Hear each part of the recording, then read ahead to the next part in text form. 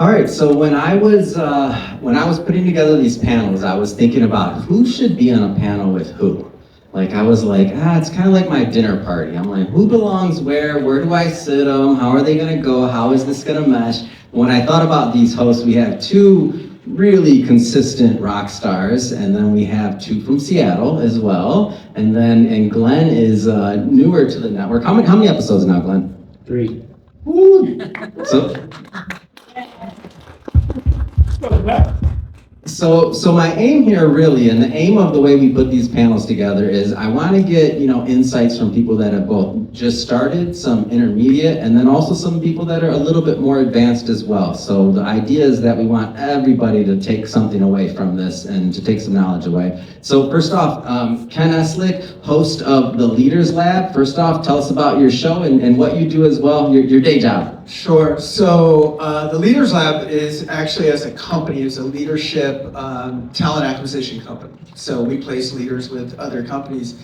The whole idea of putting together a podcast around it was to enhance that brand, right? To make us experts in our space, kind of an omnipresence on social media, mainly LinkedIn. And yeah, that's what we do. So that's the revenue driver, and the show has been a great contributor to the main business. How many episodes now? I think it's like 120, but we probably recorded like... Ken has the record, by the way, so he's one of the first, and he has the most amount. Well, Matt's not lying when he said, and yourself too, when everybody was like, just every week, and I was like, all right, it's every week, you know what I mean? Like it was just ingrained in my head that we just never miss no matter what. And to be honest, it was a little stressful at the beginning because you don't know who you're going to talk to or what you're going to talk about. And then you do find a flow and it gets very easy, especially I think if you're doing interview style shows.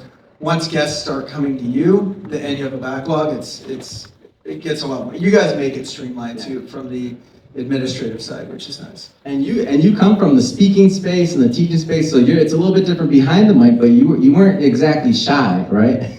I wasn't shy, but it's funny that I way overthought all of the first episodes. I remember writing them out. And as we all do. Yeah, here's how it's going to go. And Matt's not lying either about the monologue thing. You guys encouraged us to do a 10-minute, I think, like show intro.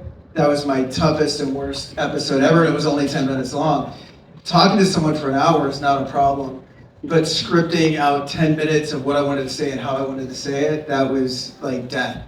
And so I prefer the interview style for sure, We do that on purpose to torture everyone, because I've never done a monologue, Ken, just so you know. No. Ever? Not even one. Out of all 6,000, so there you go. There you go. That's training, Corey. No, he just finished it. Dr. Kate Lund, welcome. So good to see you out from Seattle, the Optimized Mind. So talk about who you are, what you do in your show, please. Absolutely. So, I'm Dr. Kate, and I'm a clinical psychologist. And my show, The Optimized Mind, our goal with it is to really look at the human experience of resilience and how we're working through and beyond challenge. But more than that, it's how are we building a resilient mindset within our own unique context. And that's sort of really what the show focuses on. I interview folks across domains, authors, entrepreneurs, corporate folks, doctors, lawyers, just anyone you can think of. Big focus on parents because it's an interest of mine clinically as well as in a coaching space. I've got a book on resilient parenting coming out, and so most of my guests are also parents just by chance, and so we go down that road, but that's the big idea. I absolutely love it. Thank you. Glenn Akramoff, the human side of work. Talk about who you are, what you do in your show. Thank you. We're a workplace rehab consultancy. And as you hear laughing, everyone kind of needs that at this point. How we got into it is I developed a program. I found that in the workplaces where I was a leader, and I created a program, and it worked. And so we've refined it, and now we make a business of it. So why do we choose podcasting?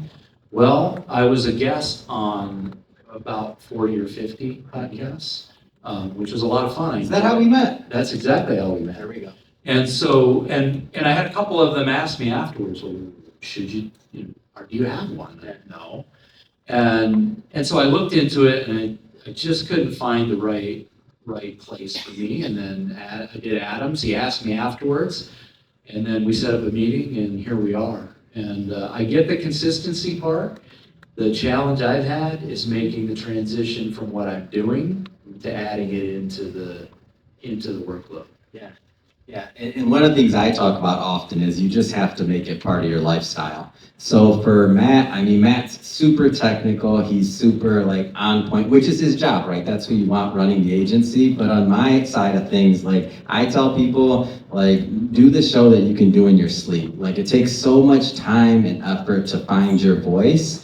I listened to and I studied the industry, so I remember reading an interview between Howard Stern and it was between Howard Stern and Seinfeld, and they're talking about like how it was a blessing for Howard Stern, whether you like him or not or his content, he's still one of the most known media people in the world. So he was talking about those early days in radio when nobody heard him or nobody knew who he was or any of that, when he's playing these small towns, all this other things. He said it was a blessing because it gave him time to find his voice so that he would be worth listening to. And so that's something that always stuck to me, and that's why, so some of the things that we're talking about, even that Matt said before, like listening to your episodes, taking out ahs, I don't think I've ever listened to a full episode of mine either. That's another thing I've never done. I can't hear myself talk. It doesn't sound right to me. I don't know. I don't enjoy that. So there's different processes. So I'm saying these things, and you're gonna hear other people's processes as well, just because there's no one size fits all. Like everybody's show's unique, and everybody's audience is unique. Like some people are gonna like my show and maybe not like Ken's, or some people are gonna like Ken's and then be like, I'm not listening to Adam. Like, are you kidding me? Like, I need somebody else. So it doesn't matter. There's plenty of audience, but really it is what Matt was talking about earlier too, about finding your voice and finding your reason for why you do what you do. So this is an open question for the panel. This will be, so Ken, Dr. Kate, over 100 episodes in, your original vision for the show versus now many, for a year and a half, 2 years later, has anything changed? And Glenn, I know you're just getting started, so maybe you can just handle that question from your vision for the show in general. Let's go. Sure, I'll start out.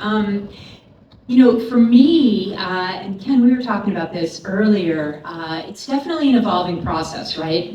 And so I tend to listen back to all of my episodes prior to submitting them to the team, and she's so brave. Like twice you do it, right? I was like, oh my gosh, how do you do that? I would not. We were talking about that on your show the other day, right? Please continue. Oh. And it's a good thing, but yet it's not a great thing because it causes me to become quite critical of myself in the interview and cut small things where we were talking about this, Ken, that is that really necessary? Are people really going to hone in on that too many, that kind of thing. So I'd like to get to the point where I'm just submitting, but I guess the bottom line is it's an evolving process, and none of us are going to sound the same, look the same, and it's a question of designing or developing our show within our own unique context. Who are we? Who do we want to be as hosts? And what do we hope the show is going to do in terms of how it's going to get out there and help people with various things. And for you, just sticking with Dr. Kate a little longer, for you, I mean, your journey to becoming a podcaster, you were interviewing people and doing, big things in media even earlier on in your career. Maybe talk about that a little bit, because this has been a journey.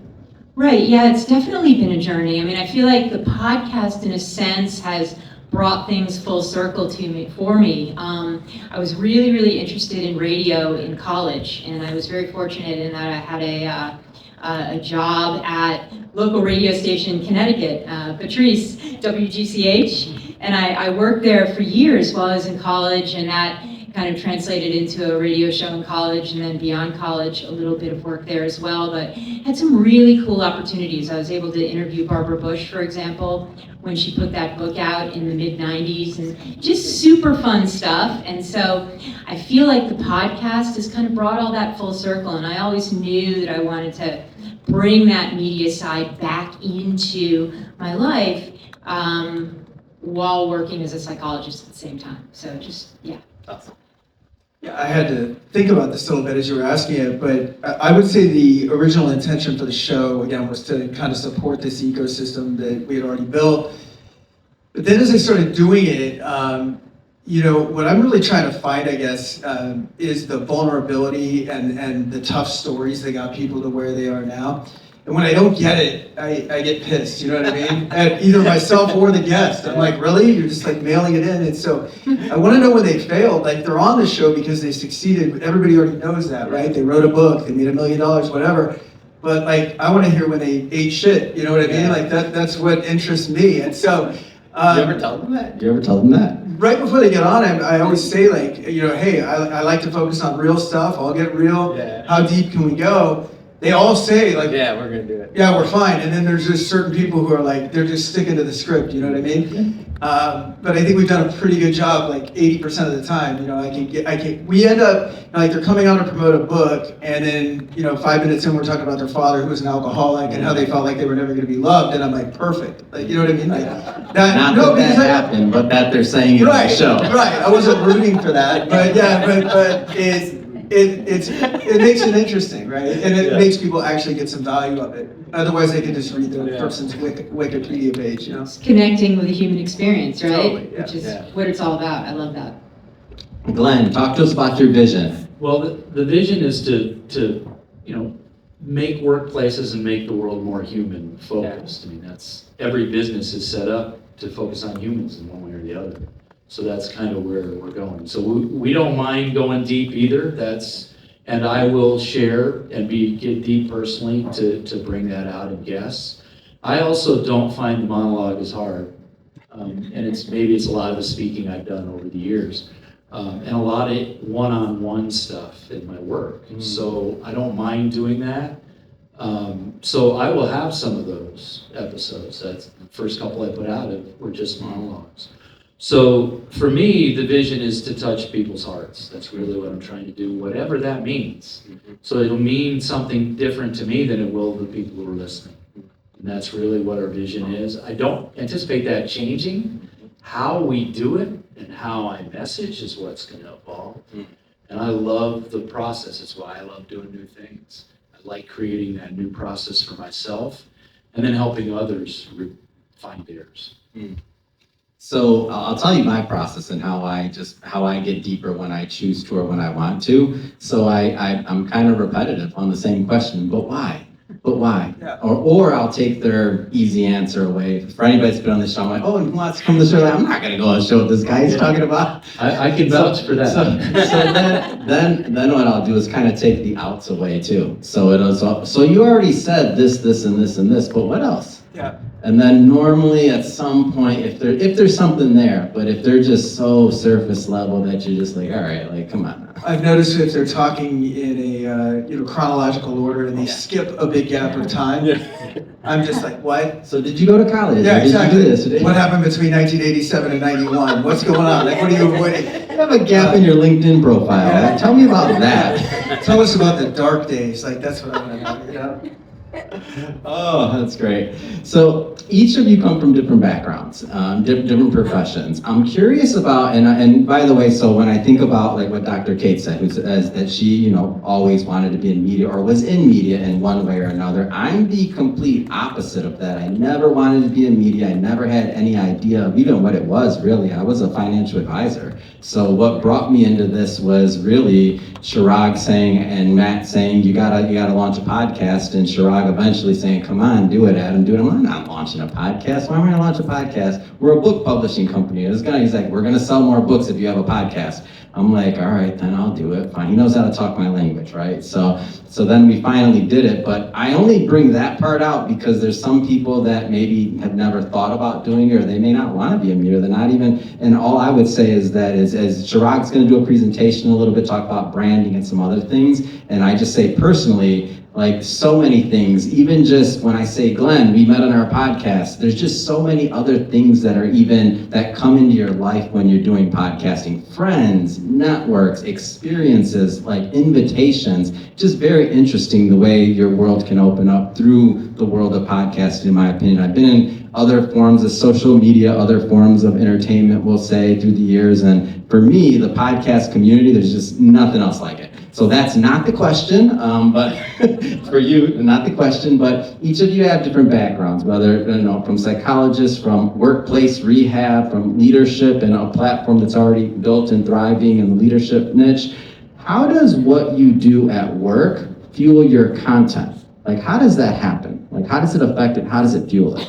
Yeah, so for us, quick background on me. So dropped out of college, went in the military due to lack of options, not because I'm a patriot necessarily, but just that was the option, right? And again, having no options without a college degree, started my own company when I was younger and ended up doing well with that and ended up really from the Army on, like really being interested in studying leadership and stuff like that. We got bought by a Fortune 500 company, spent 14 years in corporate, and then got out and got into recruiting and development of like leadership people, got involved with Tony Robbins. I'm a trainer with him. And so that's just kind of been my world for a long time. And sorry, go back to the original question real quick. So how does it fuel it? How does it fuel your show content? Like, I'll tell you where this question came from really briefly. Yeah. So our original show was called Money Matters because I was a financial advisor. And that's what fueled the content. I thought I was going to teach people about money. And my vision and Chirag's vision changed. And we saw that there was just a lot more to it. We were in a certain niche mission. So mission made sense for both of us being aligned. So I'm just curious for you, like, how does your day, like Dr. Kate, everybody has different backgrounds. Everybody in the audience has different backgrounds, businesses, interests. How does your business fuel your content? That question I was talking about earlier around vulnerability actually it'll relate back to this question because what I learned was, so every day we speak with leaders, right, about their jobs, about the thing that they want, about their next career move, or we're talking to founders about, how tough it is to be a founder, and now the company's outgrown your leadership and you got to find a CEO, and we got to go find that person. And what I found was that nobody gets any value again out of our LinkedIn pages, our Instagram posts, right? It's all about vulnerability. And so that's been driven by the people that I talk to every day in our normal business, right? Where like to really be successful in our other business, we have to get personal. We have to understand what drives people. And that's driven the content on the podcast as well. You know what I mean? It's kind of a two-way street, but they complement each other. Awesome. Yeah, so for me, it's really about understanding the human experience and understanding where people are coming from, as a psychologist, and trying to help them solve their problems, move forward, maximize potential. And that really is driving my content on the show as well. It's really my core interest. It's authentic to me, and it's just another platform for sharing people's stories with the world, and hopefully as folks listen to the episodes, my guests on the podcast, they'll be able to take something away which will help them in some way. So it's actually broadening, in a sense, my work as a psychologist from a different angle, through a different lens, if that makes sense. Well, I would say my work fuels all of my content. And it's interesting, you picked I'm appreciative of being on this panel because I have so much in common with both of them. I throw good dinner parties. Yeah, you do. Yeah. I started too. I dropped out of college. I went to work in a local government and worked my way up through the years. And that can be a tough environment to succeed in. It's actually not meant to succeed. You're meant to be put where you are supposed to be and stay there. And so I didn't do that, and I was finding a level of success, and I realized that if I can do it, anyone can do it, right? I have no college degree, I don't have all these big things. And so I watched people fail, and failure for some was fatal. And for me, I did not want to see that anymore. So I realized, and this is a core belief of mine, that if you can do it, you should do it. And so I started working on it, and that's how the program got developed. And when we're doing that, I'm talking to people in the background, or I'm talking about people who are on my show about experiences that people are having that I'm working with right now. So it's real relatable, and that's really what I want to do, is be able to be relatable to the audience, and share what I'm learning, but also what the people are learning that I'm working with. Because it's not all about me, right? It's actually nothing about me. It's about the people that we're working with. And as they progress and find their way in the world, I want them to be guests, because they will be vulnerable with me, because they already have been to get to where they are. So I think that's really what feeds my content. That's what my content will be about. Again, how that looks. 3 episodes, I really don't know yet. It's great. It's a journey. Thank you. So this is my last question for the panel. I'm gonna go one by one, and then have some questions. We got time for maybe 2, 3 maximum questions, but don't worry. I know even when Matt was up here and I was interviewing him, there were a lot of hands up and people that wanted to ask questions that didn't get a shot. We intentionally at the end of this program left, like the programming's done about 3, we left 2 hours there because all the hosts are gonna stick around, hang out by the booths, and you got plenty of time to ask them questions directly about their shows and otherwise, so that's intentionally in the programming. So if your question doesn't get answered now, no big deal. The hosts are all gonna be around hanging out. So favorite episode, quick, rapid fire. Of like our own episode? Yes. I had a guy. That's a mean question. I had a guy on that you might have heard of. His name's Jerry Kalana, and he wrote a book called Reboot.io. And that guy just blew my mind when you're talking about like vulnerability. He talked about getting to a point in his life, and he was mega successful, worth like I think hundreds of millions of dollars at this point. And in the financial crisis of 2001. Found himself standing on the edge of a platform in front of the New York City subway, ready to jump. And like that whole episode, I was just like, I was like forgetting to ask questions, you know what I mean? I was just like, oh my God. So that was my favorite one. That's great. So I have a lot, but I'm gonna pick, I think, Captain Sandy Yawn from Below Deck Mediterranean. And she, I was a little bit nervous to reach out and to ask her to be on the show. I had seen that she was putting out a book on the human side of leadership. And so I contacted her, and she was so gracious, so lovely, and came on, and it was a wonderful interview. And I really think she shared really, really important aspects of the human side of leadership, leading within your own unique context, and how that really helps those she's leading to maximize their potential. But it was a fantastic experience, and it stands out to me. Let me guess, your monologue, the first one. No, actually mine is in the future. I'm looking for that episode that we have a great conversation with someone who we connect, the audience can feel it, and that at the end we can give each other a high five knowing that we hit the mark. Great. I like that answer. I love that, Glenn. That's so cool. I'm going to use that one. Next time I get interviewed. Authentic human connection, right? I love that. It's amazing. All right, we got